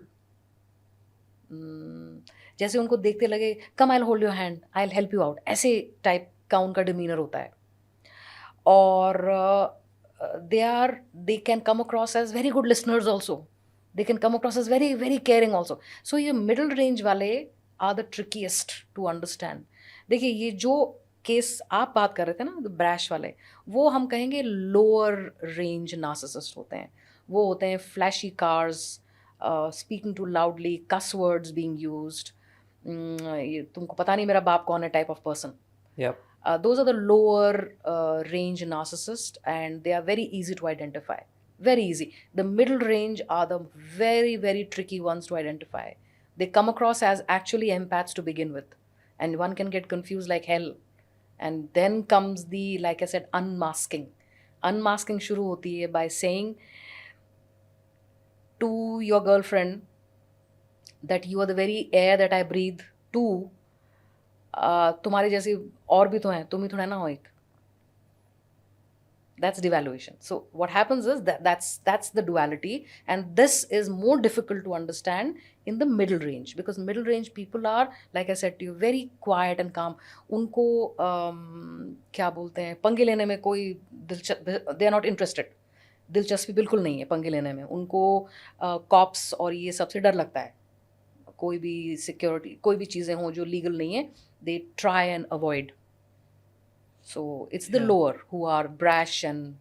तो हमने सोसाइटल पर्सपेक्टिव से हमने समझा, जो मैंने पॉइंट बोला, इसका एक अदर पर्सपेक्टिव है विच इज़ बॉलीवुड और may be south Indian movies, Tollywood. अब यहाँ पे भी दिखाया जाता है, यहाँ पे भी बड़ा एम्पावर किया जाता है कि भाई एक ऐसी कैरेक्टर है, उसकी पर्सनैलिटी ऐसी है कि वो तो गोलियाँ चला रहा है and then he is able to, the girl still is with him. So क्या ये क्यों हो रहा है? Why is society creating such movies जहाँ पे एक नार्सिसिस्टिक पर्सनालिटी को बहुत एम्पावरमेंट किया जा रहा है? I don't think it is narcissistic personalities. I think there's just an imaginative version of Tarzan and your what is it called? What are these called? Yes, Spider-Man. It's just a more relatable character, you know, जो आसमान में भी उड़ सकता है, और जी वो जी जो भी, जो I am not very sure of the Tollywood since I don't no any of the movies, but I feel that ये फैंटेसी वर्ल्ड है ना जी. फैंटेसी वर्ल्ड के में वो जो हम टिकट लेके हम लोग वो जो वहाँ मूवी देखने जाते हैं या घर पे देखते हैं, it is to escape from the rubbish of life, no, the mundane of life. एक तरीके की फैंटेसी हमें चाहिए to even out on saying कि अरे क्या काल्पनिक दुनिया है, दुनिया बहुत बढ़िया है.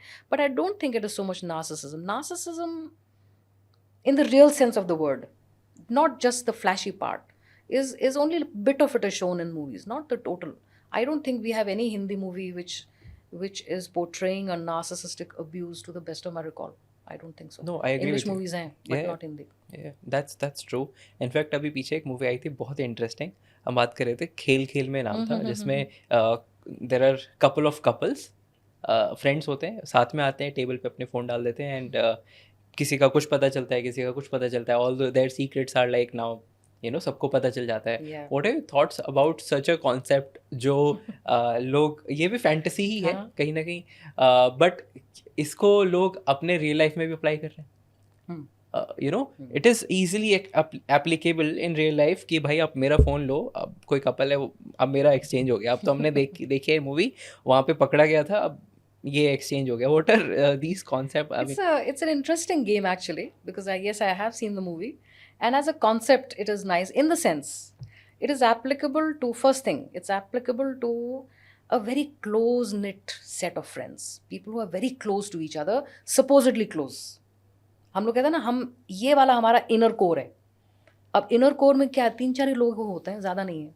लेकिन अब ये जो गेम था, द होल पर्पस वॉज कि आप इनर कोर में एक दूसरे को कितना अच्छे से जानते हो.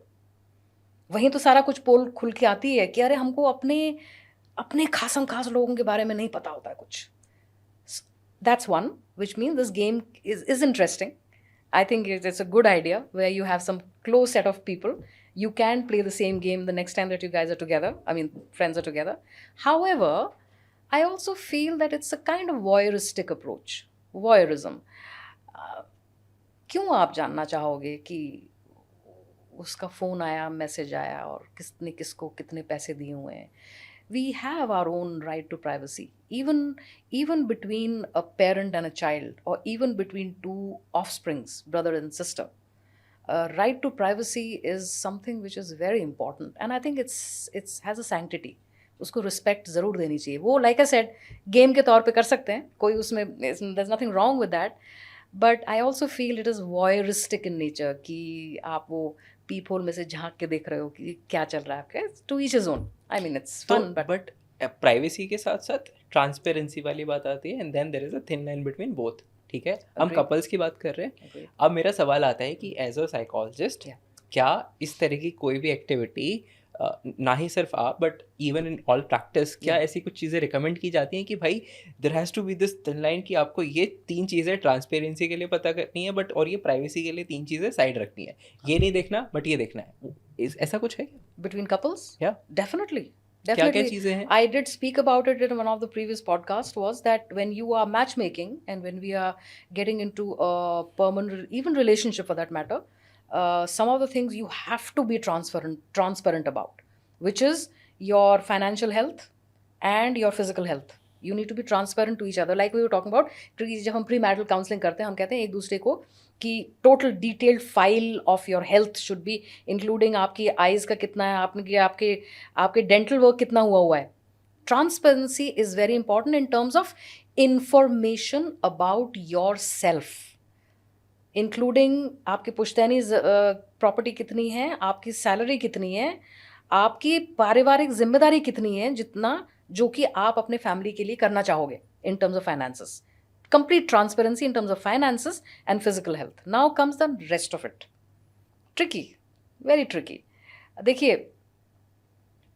हर कपल में मैंने नोटिस किया है कि एक पर्सन थोड़ा क्लोज्ड होता है और दूसरा पर्सन होता है कि भाई मैं ये हूँ, तुम भी बताओ अपना पूरा.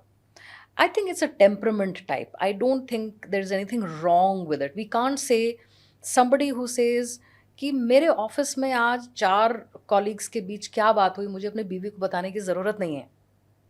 वेरएज़ बीवी कहती है मैं तुमको तो सारी चीज़ बताती हूँ, 5 ने क्या, तो वो कहता है मुझे ज़रूरत ही नहीं है जानने की, तुम बात करती हो तो मैं सुन लेता हूँ. I don't need to know. So इसमें दोनों में से सही कौन है? दोनों ही सही है. To each his own. Everybody has their own point of view. Now, a lot of times the conflict arises because of that. Same thing जो हमने बात की थी कि रिलेशनशिप में ना हम बहुत हावी होते हैं दूसरे को लेके कि मेरा तरीका सही है, तुम्हारा तरीका गलत है, मैं सही हूँ, तुम गलत हो. प्रॉब्लम वही तो आती है ज़िंदगी में जब हम अपने आप को सेल्फ राइट ये समझते हैं. Whereas there is no way, like you said, both are right in their own right. So both have to respect each other. मैं सब कुछ बताने वालों में से हूँ, मेरा पार्टनर नहीं बताता कुछ चीज़ें, he doesn't think it's important. So there comes the blanket trust. आप उस रिश्ते में रहो मत जहाँ पे आपको ट्रस्ट नहीं है. अगर है तो वो ट्रस्ट आपने एस्टैब्लिश कर लिया, उसके बिहेवियर से नहीं होगा, आपने खुद एस्टैब्लिश किया हुआ ना अपने लिए. You trust, that's why you are in the relationship, so it doesn't matter. So that is very important. It is not because of the other person. देखिए, जो मिसट्रस्टिंग होगा ना, उसका ट्रस्ट कभी एस्टैब्लिश नहीं होगा. वो आपसे एक क्वेश्चन पूछेगा, फिर वो बोलेगा अच्छा, वो उसका एक और निकल के आएगा क्वेश्चन, फिर तीसरा क्वेश्चन आएगा, फिर चौथा. उसमें either you trust, you stay. If you don't trust in the relationship, just get out. Okay. There's this other term called empath burnout. इसका क्या मतलब है? Same thing. I think empath burnout is like they do a lot. Like I said, they do a lot. और वो दूसरों का करते करते अपना भूल जाते हैं.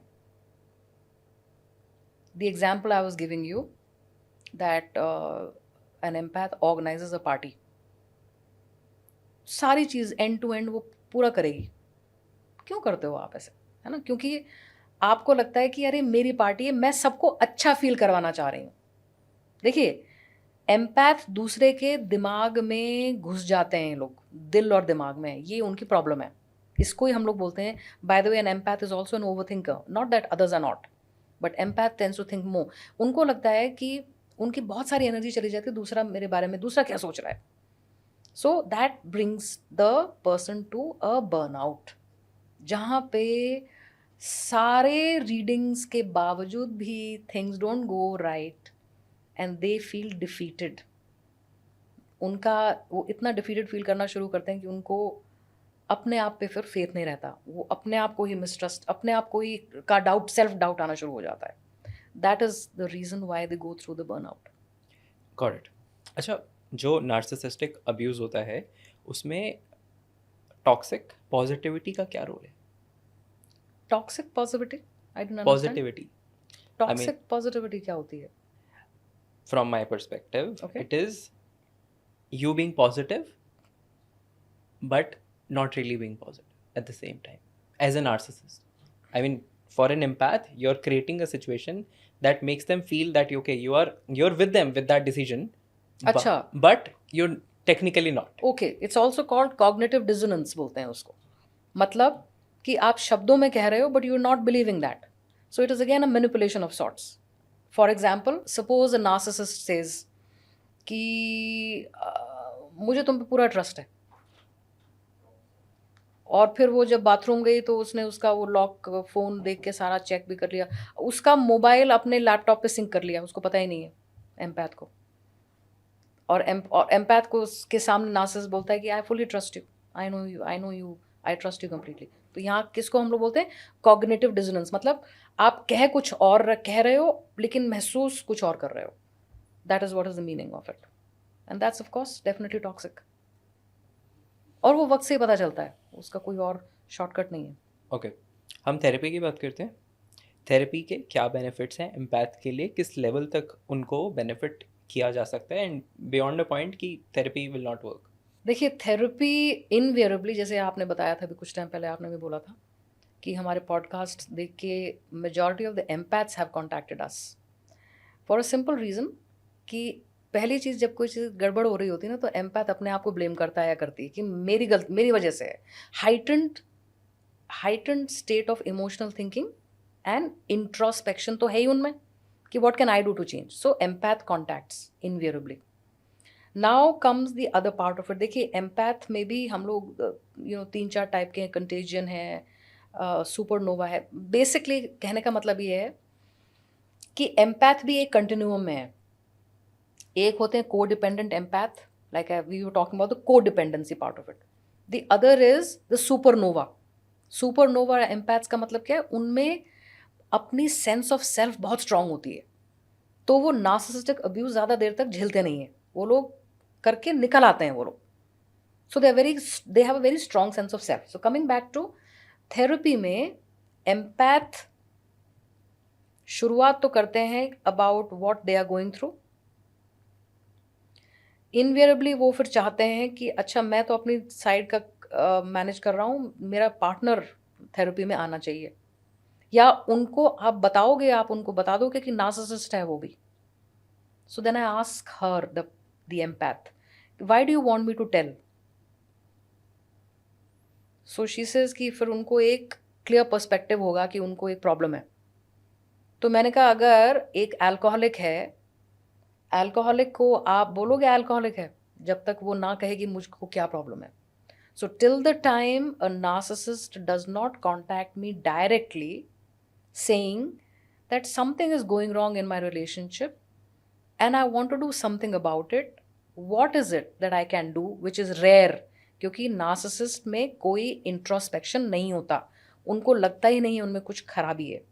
कभी कभी वो ज़बरदस्ती एम्पैथ की वजह से आ जाते हैं, खींच के ले आती है empath. Like I said to you, supernova कभी कभी कि वही जस्ट बात कि मैं वर्क कर सकती हूँ रिलेशनशिप के लिए, तो तुम्हें भी करना चाहिए. उसमें वो धक्के से आ सकता है, लेकिन वो थेरेपी में नहीं रहते हैं नार्सिसिस्ट. नाउ एम्पैथ क्या कर सकते हैं थेरेपी में? They can save themselves from the narcissistic abuse. उतना ही रोल है. नार्सिसिस्ट को चेंज करने का सोचो भी मत. Not possible. So they actually ask me, there is no hope. In fact, I have known of couples where the woman is in the process of putting it on the therapist कि आप मुझे बताओ, मुझे शादी पे work करना चाहिए या मुझे क्विट करना चाहिए.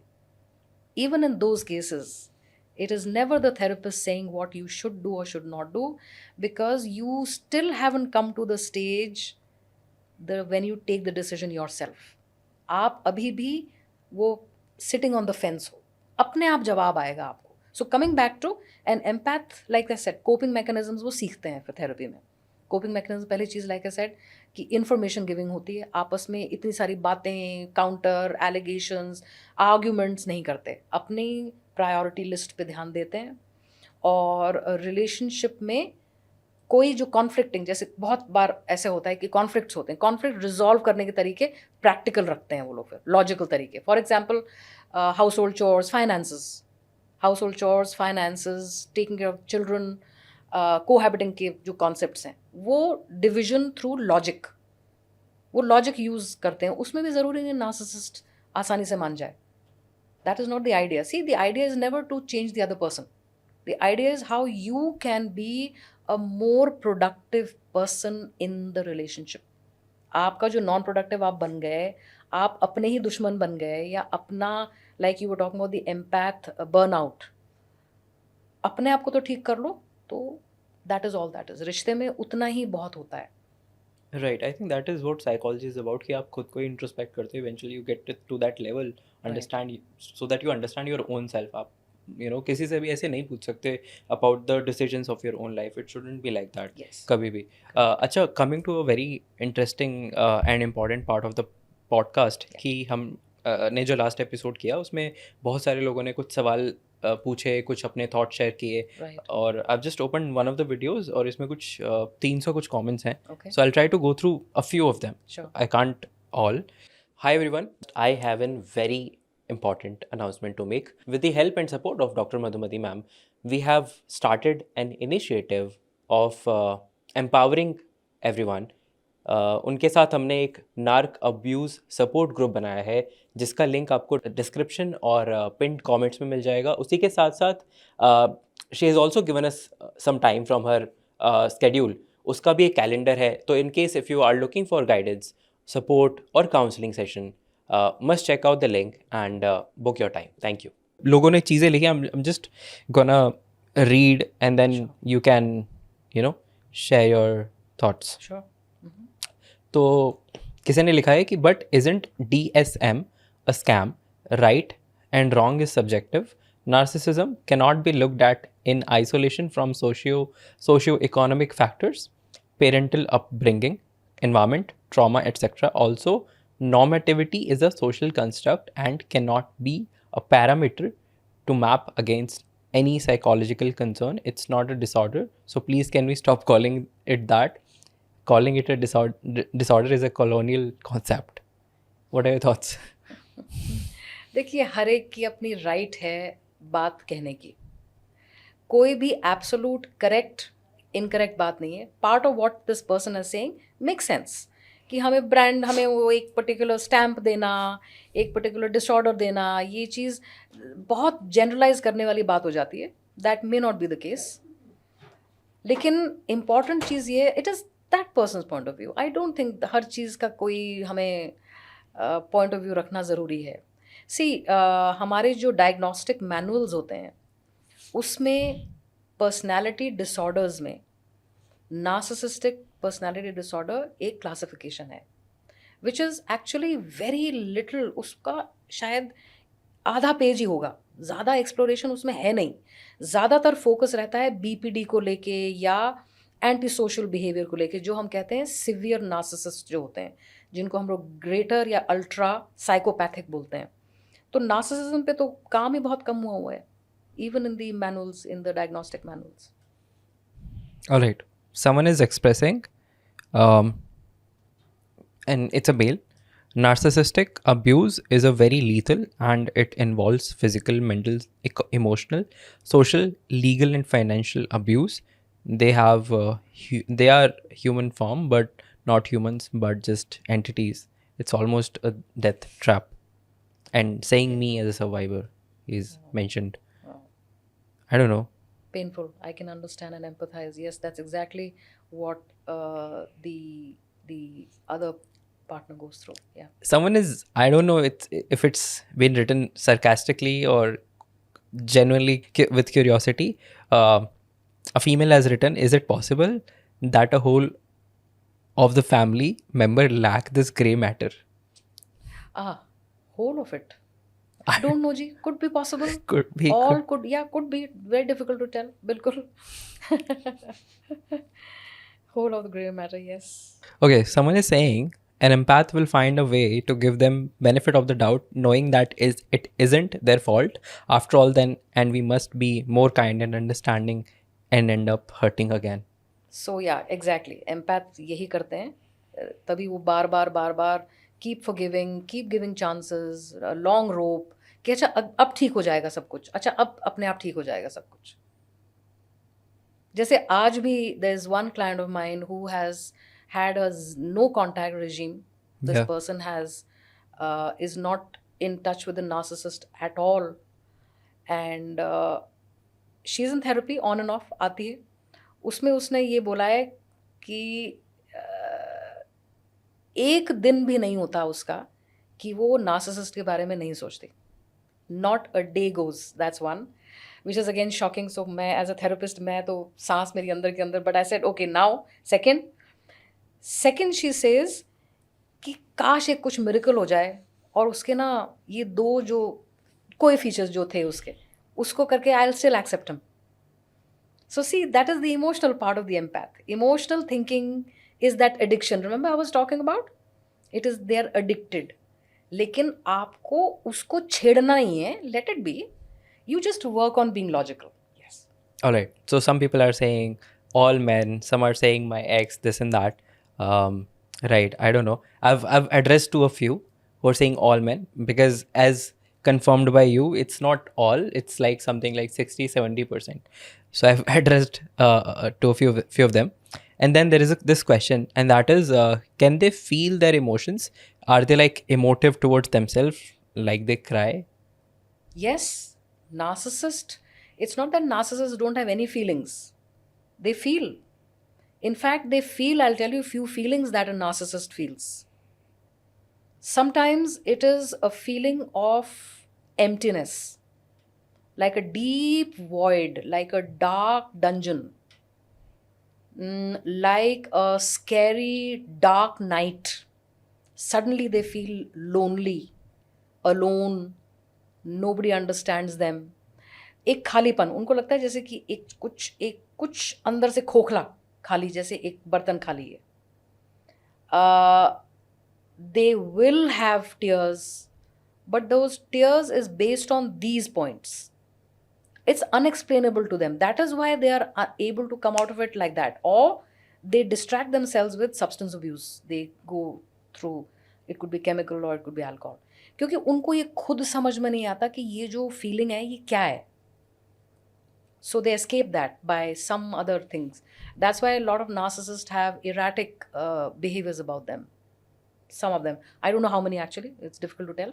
लेकिन उनका erratic behavior ये होगा कि कभी कभी बिल्कुल नहीं सोएंगे, सारी रात मूवी देखेंगे, मूवी म्यूजिक सुनेंगे पूरी रात, अगले दिन जॉब पे भी चले जाएंगे, और कभी कभी पूरे दिन सोएंगे. They have a strange so these are some erratic behaviors that they have, which is basically their way of coping with this hollow mystery. The feeling is there but don't know what it is. So अगर आप किसी narcissist से पूछोगे भी ना कि आप क्या फील, उनको समझ में नहीं आएगा कि क्या बोलना चाहिए. नहीं है, वो खाली है, उनका वो नहीं है. I think this one female has mentioned quite a logical point.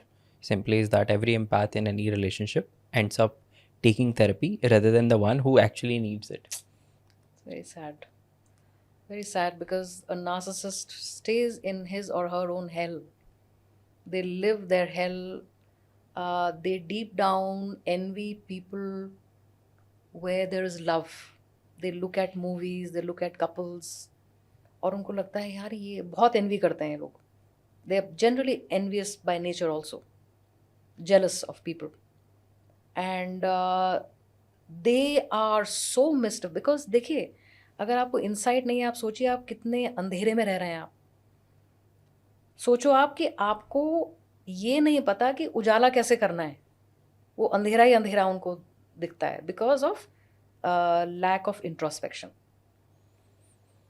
Okay, now I'm coming to this different channel, which is YouTube. Earlier I was on Instagram. Now I'm picking few comments from here as well. So someone is saying, a female is saying, I am with a narcissist for the last 38 years.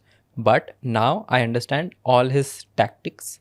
But still it's very tough. They can drag you easily. Wow. 38 years. Hats off. She's able to, that means she's learned on her own how to have the coping skills. And coping skills are pretty much the same. That आप अपनी priorities को ध्यान में रखो, अपनी needs को fulfill करो. And yes, it's a tricky one because an empath is emotional thinking. उनके एक inherent mechanism है उनके part of the brain. तो उनको बार बार वो घसीट के ले जाते होंगे वो. Yes. Someone else has, a female has shared this story or something, which is, I have encountered an extremely severe narcissist case very recently. He had multiple partners. He was married but didn't disclose this. There were two of us victims that he promised to marry and was manipulating from a long time. There were two other girls he was sleeping with apart from us. What she explains, then then she's basically appreciating the thing that we have discussed, all that. But these things, when I hear, I'm like, I don't know. Scary, very scary. Yes. Also for info about this particular one, these generally narcissists जो होते हैं, जो lower narcissist होते हैं, they can have multiple sexual partners. Lower, which I explained to you a few minutes back. I remember. The brash and the loud and in your face, very show offs, गालियाँ बड़ी जल्दी देते हैं, road rage. They will. But the counter question, I'm sorry, but the counter question is कि अगर ये जो female है, इन्होंने अगर अपनी बात बताई, वो भी अंग्रेजी में लिख के, तो आई एम अज्यूमिंग कि वो तो लोअर रेंज को तो डेट नहीं करेंगी. Then why is this the case that she got cheated?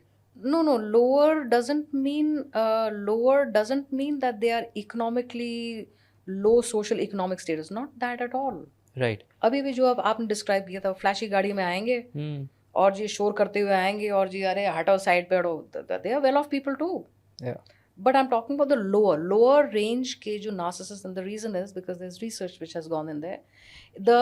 Normally the middle range narcissist, majority of narcissists come within the middle range.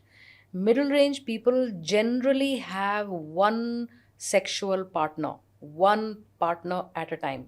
They can be flirtatious, they can keep in touch with their exes, they can have a casual fling here and there, some making out session here and there. ठीक है जी, किसी के घर पे time मिल गया, किसी के dinner पे गए थे, किसी somebody who have wherever you get an opportunity. But sexual partner उनका एक ही होता है, it's called immediate partner primary source, IPPS. क्यों करते हैं मिडिल रेंज के, मतलब मेजॉरिटी ऑफ नार्सिसिस्ट? लॉजिक है इसके पीछे, सिंपल क्या है कि एक जगह पे एनर्जी लगाओ ना पूरी, जहाँ से पूरा फ्यूल मिलता हो. So in most cases, even in my own practice that I have seen, it has been found that when there's a narcissist person, the partner, the empath invariably says that I'm sure the person is not having affairs. But like I said, they can be flirtatious. They will keep in touch with their exes and they will keep in touch with everybody. लेकिन ज़रूरी नहीं है कि उनका sexual orientation हो. But there can be also. Like this girl is going through. Yeah, they hide. They live a lot of secrets. Secretive life रखते हैं अपनी. All right. So a few more I'm going to pick, and then you can express your thoughts on that. As the narcissistic person doesn't want you to get back to your previous independent self, this seems to be very doable in all relationships except an intimate partner relationship. What are your thoughts? देखिए, narcissist का relationship primarily intimate होता है. सबसे पहली बात तो हम लोग बोलते हैं weapon of seduction. Sex is the weapon of seduction for a narcissist. They are very good lovers. They master the act of love making by watching a lot of porn. They practice and they watch and they excel at this whole exercise of seduction. So यहाँ पर तो उनका relationship हो ही नहीं सकता है अगर sex नहीं है तो. They won't. First thing is for them, see, that is the purest form of fuel for them. Please understand, fuel का मतलब है any emotional responses from the empath. Also narcissist का इसीलिए हमने नोटिस किया है कि narcissist long distance relationship नहीं निभाते. उनका बस का नहीं होता. क्यों? क्योंकि उनको physically वो person चाहिए. Physically in real. That is the purest form of fuel that they get from that person. And that invariably means the weapon of seduction, which is sex. Invariably. Right. अच्छा, एक चीज़ थी, ये थोड़ी सी trigger की थी. There was this lady, I don't know, she might be is a psychologist may be.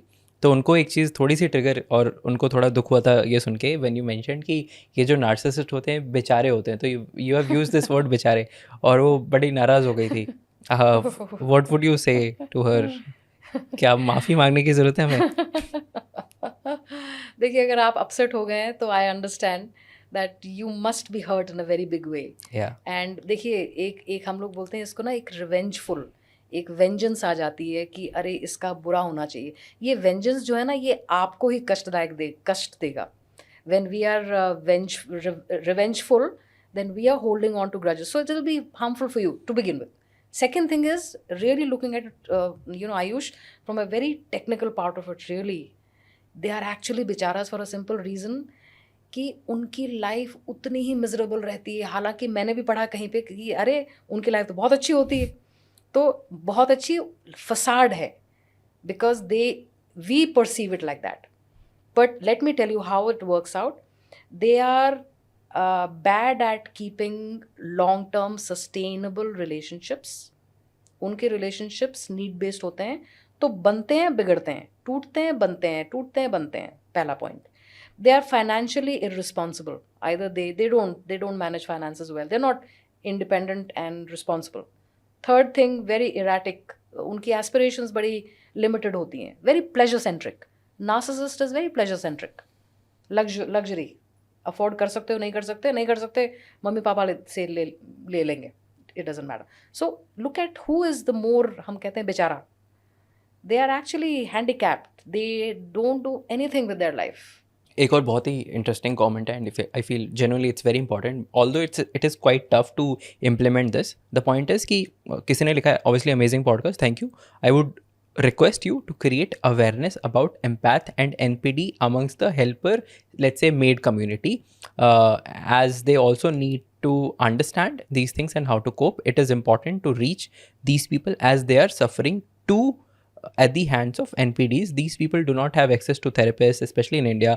I myself, as an empath and a survivor of narcissistic abuse all my life since birth, I have I have a parent and a sibling and then a husband. At a point I thought I must be one, cause everyone around me, especially my loved ones, cannot be one. But thanks to the internet became awareness and this. So there's this long comment. Point is, she want, obviously, not just, I mean, हम लोग नहीं कर सकते बहुत कुछ, but probably through internet, we can try to reach all together बिल्कुल to the communities uh, who cannot afford therapist or who probably don't even have little bit of awareness about NPT. Absolutely ठीक कह रहे हैं आप. शायद यही एक वजह है कि आयुष आपने इनफैक्ट वाज योर आइडिया कि इसको हम लोग हिंदी में रखते हैं, क्योंकि शायद यही एक जागरूकता बढ़ाने की एक अपॉर्चुनिटी है. और मैं तो रिक्वेस्ट यही करूँगी सबसे कि आप अगर यही चीज़ अपने हाउस हेल्प उनके साथ शेयर करें तो उसमें बहुत सारी चीज़ें उनको खुद ही समझ में आएंगी. एंड हम लोग की यही कोशिश रहेगी कि हम लोग ऑनगोइंग पॉडकास्ट हमारा हिंदी में ही रखें. शायद ये एक मेन वजह है कि बहुत सारे लोग इस बात को बहुत अच्छे से ज़्यादा समझ पा रहे हैं. Right. I mean, so there are a lot of other long comments wherein people are expressing and all of that. Yeah. So we'll take probably those later. But for this episode, I don't want to stretch too much. Thank you so much everyone for हमारे साथ जुड़ने के लिए, और आपने इस podcast को देखा, पार्ट 2 को देखा. पार्ट 1 अगर नहीं देखा है तो आपको मिल जाएगा पिन आई बटन पे, या फिर डिस्क्रिप्शन में भी लिंक मिल जाएगी. So and must go through the description, there might be some important links जो आप मिस आउट ना करें तो अच्छा है. Thank you. Thank you.